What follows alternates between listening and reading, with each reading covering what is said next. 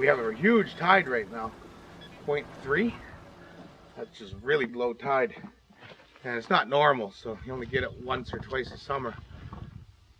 So we're here in a low water channel between a little islet at high tide.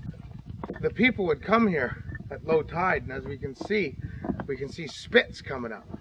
That's clams, butter clams, little necks, cockles, and they'd come here and they'd dig clams, but they would come across rocks and they would throw them off to the side. So right here is a good indicator. We have a rock base here, and we have spits of clams just outside the boulders that my ancestors have put here. But it's not just my ancestors, because even nowadays when we come clam digging, if you come across a boulder in the sediment, you throw it into the pile. And it's what we call Qwe'Qwa'Sot'Em, clam garden. Because up here, when we get up further, we're going to see the stone walls, and you'll see that it took a lot of effort through thousands of years to create it. But the best part about a Qwe'Qwa'Sot'Em is because the sediments the sands are getting removed of the boulders, the shellfish are free to move around when the water's up. And then in turn, with the natives coming in here and clam digging, they're fluffing up that shell and sand. And a well-fluffed beach that's always being harvested, but not over-harvested, it means that the shellfish grow abundantly. And the scientists are finding that some of the Qwe'Qwa'Sot'Ems that have a horizontal berm of rocks, like we're seeing right here being started, it creates an upwelling so that as the tide rises and the nutrients get stirred up and go into the area of the shellfish.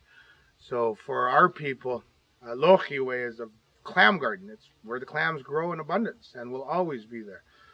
But for us Aboriginals as well, when someone asks me about land claims and things like that, and they say, what should we do with the Qwe'Qwa'Sot'Ems, the clam gardens? I'm like, what do you want to do with them?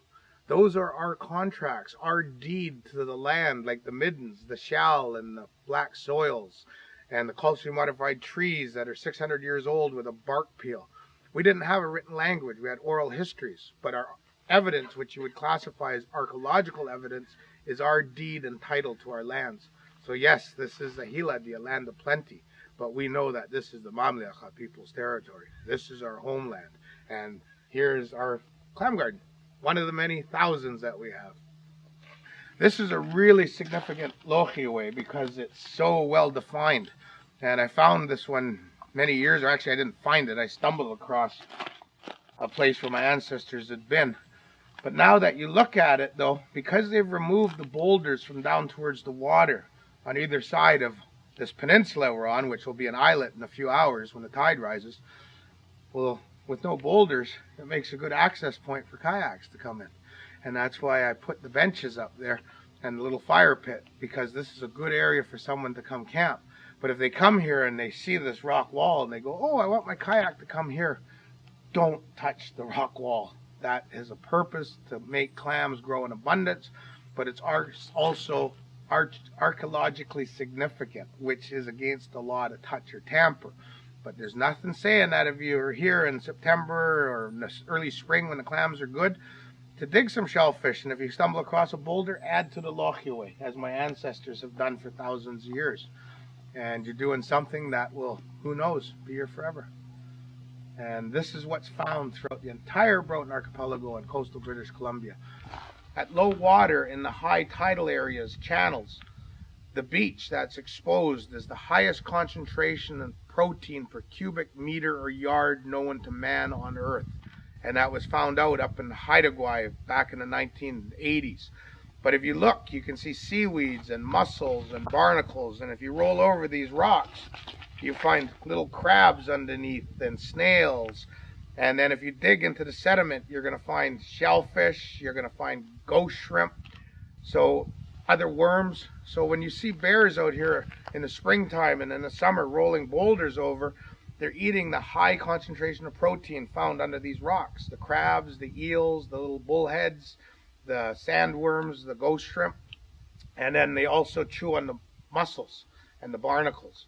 So this is the highest source of protein for a large omnivore like a bear or a Bigfoot, Sasquatch, and that's why they're out here, because there's so much protein. But they're not here in the summer. They're up high in the mountains eating all the fruits and berries and roots and marmots and squirrels. And then during October, you'll start hearing the whoop, whoop, and the hollering from island to island here.